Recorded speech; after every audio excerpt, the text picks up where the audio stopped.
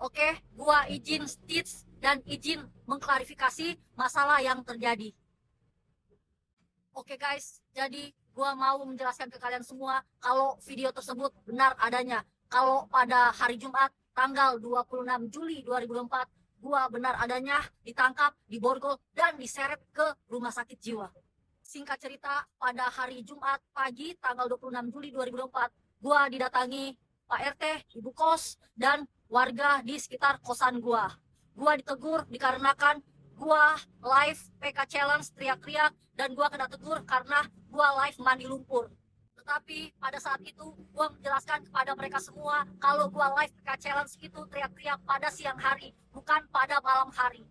Dan parahnya ketika Jumat malam, kosan gua tiba-tiba lampunya mati, dan pada saat gua keluar kamar gua langsung ditangkap, gua langsung diborgol, dan gua diseret ke mobil dan dibawa paksa ke rumah sakit jiwa.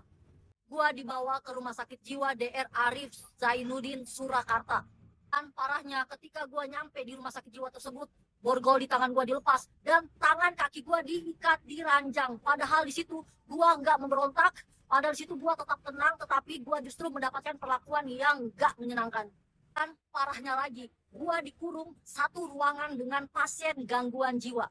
Dan setelah gua berapa hari di rumah sakit jiwa tersebut, gua melaksanakan tes psikotes dan gua dinyatakan sehat, dan gua diperbolehkan keluar dari rumah sakit jiwa pada hari Jumat tanggal 2 Agustus 2024.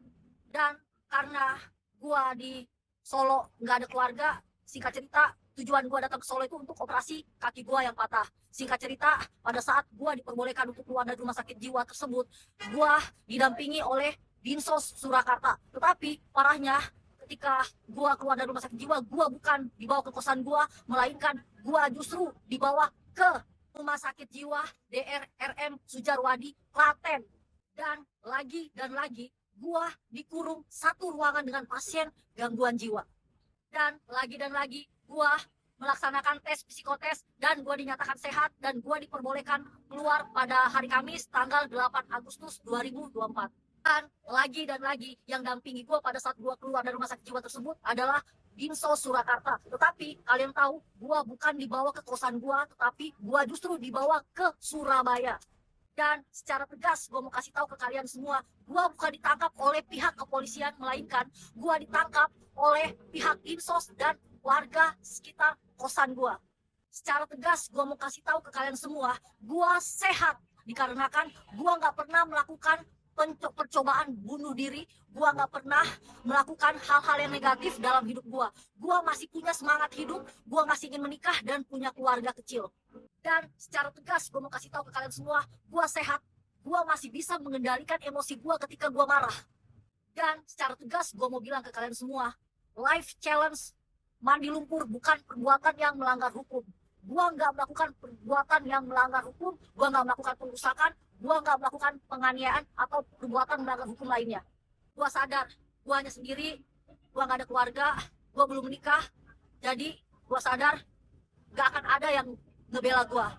Tetapi gua mau kasih tahu ke kalian semua, ketika gua berada dalam kebenaran, gua gak akan pernah takut untuk speak up masalah apapun yang terjadi di hidup gua. Gua sadar banyak yang ingin mempolisikan gua, tetapi mereka nggak mendapat kesalahan di hidup gua.